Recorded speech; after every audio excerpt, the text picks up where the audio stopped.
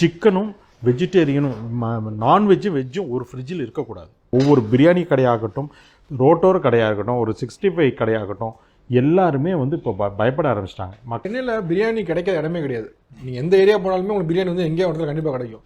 இப்போ இந்த மாதிரி அடல்ட் ட்ரெண்டு, இந்த மாதிரி கெட்டுப்போன இறைச்சி எவ்வளோ ப்ராமினெண்ட்டாக இருக்குது. ஏன்னா இப்போ கிட்டத்தட்ட சென்னையோட தேசிய உணவுனா என்ன கேட்டால் பிரியாணின்னு சொல்கிற அளவுக்கு மாறிடுச்சு. அப்படிங்கப்போ இதுக்கு பெரிய அவேர்னஸ் தேவை. இது எவ்வளோ ப்ராமினெண்ட்டாக இந்த மாதிரி கலர் ஆட் பண்ணுறது, கெட்டுப்போன இறைச்சிங்கிறது எவ்வளோ ப்ராமினெண்ட்டாக இருக்குது. இப்போ முதல்ல பார்த்தீங்கன்னா வந்து ஒரு ஆண்டுக்கு முன்னாடி பார்த்தோம்னா இதோட கலப்படங்களோ நிறைய இருந்தது. ஃபுட் பாய்சனிங் வந்து எங்களுக்கு பார்த்தீங்கன்னா நிறைய இருந்தது. ஆஃப்டர் தட் 1 இயர் இதில் வந்து எங்களோட உணவுத்துறை வந்து மிக கடுமையான நடவடிக்கைகள் எடுத்ததுனால தான் நாங்கள் வந்து இன்றைக்கி வந்து தமிழ்நாடு வந்து நம்பர் 1ன்னு வந்திருக்கு. உங்களுக்கு இப்போ பார்த்துருப்பீங்க நியூஸில். உணவுத்துறையில் எங்களோட கடுமையான நடவடிக்கைக்கு அப்புறம் இதோட தாக்கங்கள் வந்து குறைஞ்சிட்டே வருது. இன்றைக்கி ஒவ்வொரு பிரியாணி கடையாகட்டும், ரோட்டோர் கடையாகட்டும், ஒரு 65 கடையாகட்டும், எல்லாருமே வந்து இப்போ பயப்பட ஆரம்பிச்சிட்டாங்க. மக்கள் வந்து விழிப்புணர்வும் ஆரம்பிச்சிட்டாங்க. நிறைய விழிப்புணர்வு. உதாரணம் நான் வந்து 100% சொல்லுவேன், மக்கள் நல்ல விழிப்புணர்வுக்கு காரணம் எங்களுக்கு வர்ற கம்ப்ளைண்ட்ஸ். முதல்ல போன வருஷம்லாம் பார்த்தோம்னா எங்களுக்கு வந்து மேக்ஸிமம் எங்களுக்கு 2000 தான் தொட்டுது ஃபார் 1 இயர்.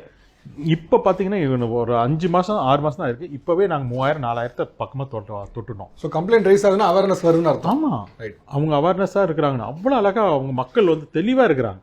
அழகாக அவங்க பார்க்குறாங்க. அவங்களுக்கு பிடிக்கல அப்படின்னா கடைக்காரங்கிட்ட உடனே காமிச்சிட்டு எங்களுக்கு வாட்ஸ்அப் எடுத்து எங்கள் நம்பருக்கு புகாரை போட்டுறாங்க. அதேமாதிரி நாங்கள் போய் பார்த்தோம்னா அவங்க என்ன சொல்கிறாங்களோ அது அப்படியே இருக்குது.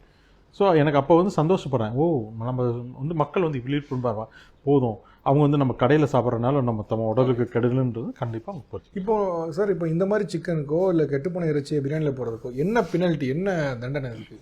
ஃபஸ்ட்டு நாங்கள் என்ன பண்ணுவோம், போயிட்டு 5000 rupees நாங்கள் வந்து பெனால்ட்டி போட்டுருவோம். பெனால்ட்டி போட்டு அவங்க வந்து இம்ப்ரூவ்மெண்ட் நோட்டீஸ்னு ஒன்று கொடுத்துட்டு அந்த கிச்சன் போய் நாங்கள் எக்ஸாமின் பண்ணுறச்ச நாங்கள் வந்து எங்கள் FSSAI நார்ம்ஸ் பிரகாரம் இந்த இப்படிலாம் இருக்கணும் அப்படின்னு சொல்லி மெயினாக நாங்கள் வந்து இந்த மாதிரி சிக்கனோ மட்டன் கடைக்கோ நான் போகிறப்போ நான் மெயினாக பார்க்குறது வந்து 100% ஷூராக பார்க்குறது ஃப்ரீசரை பார்ப்பேன். ஏன்னா பிகாஸ் அவங்கக்கிட்ட நான் அவங்களுக்கு தெரியாமல் நான் அவங்ககிட்ட கேட்பேன். கடைக்காரங்கிட்ட என்ன கேட்பேன்னா, உங்களுக்கு எவ்வளோ கஸ்டமர்ஸ் வருவாங்க. இப்போ ஒரு உதாரணத்துக்கு ஒரு கடைக்கு போகிறோம், ஒரு ஏன்ற கடைக்கு போகிறோம். உங்களுக்கு உதாரணம் 50 பேர் வருவாங்கன்னா 100 பேர் வருவாங்க, 150 பேர் வருவாங்கன்னா இப்போ வீக்கெண்டில் எவ்வளோன்னு கேட்பேன். அதை வச்சு ஜட்ஜ் பண்ணிடுவோம் அவங்க எவ்வளோ வச்சுருக்காங்க உள்ள. ஆமாம், அதை வச்சு நான் போய் பார்ப்பேன். அவங்கள கூட்டிகிட்டே போய் நான் ஃப்ரீசரை திறந்து பார்ப்பேன். அந்த ஃப்ரீசர் நான் பார்த்த வரைக்குங்க நான் நிறைய கடையாக பார்த்துட்டேன், ஒரு ஃப்ரீசர் கூட சரியில்லை. அத்தனையும் எல்லாம் பார்த்தோம்னா டம்ப் பண்ணி வச்சு உள்ளுக்கார நார்மலாக எங்கள் FSSAI நார்ம்ஸ் பிரகாரம் சிக்கனும் வெஜிடேரியனும் நான்வெஜ்ஜும் வெஜ்ஜும் ஒரு ஃப்ரிட்ஜில் இருக்கக்கூடாது. ஒரே இதில் எல்லாம் பார்த்தீங்கன்னா ஒன்றா தான் அங்கே இருக்குங்க. அதாவது வெஜிடபிள்ஸுமே உள்ளே இருக்கக்கூடாது. எப்படி அது கூட கண்டாமினேட்டட். இது வந்து ஹைலி கண்டாமினேட்டட் பொருள். எப்படி வெஜிடேரியனை கொண்டு போய் நீங்கள் வைப்பீங்க? ஃப்ரிட்ஜோ எதுலையுமே வைக்கக்கூடாது. ஆமாம், எதுவும் தனித்தனியாக இருக்கணும். எங்களோட நார்ம்ஸ் பிரகாரம் தனி ஃப்ரிட்ஜாக இருக்கிறது தான் பெஸ்ட்டு. ஏன்னா கிராஸ் கண்டாமினேஷன் நாங்கள் சொல்லுவோம். அதேமாதிரி இப்போ இந்த சிக்கனோ மட்டனோ கட் பண்ணுறோம் பார்த்தீங்களா, அந்த கட்டிங் போர்டுக்கு நைஃப் கூட நாங்கள் வந்து தனியாக வச்சுக்க சொல்லுவோம்.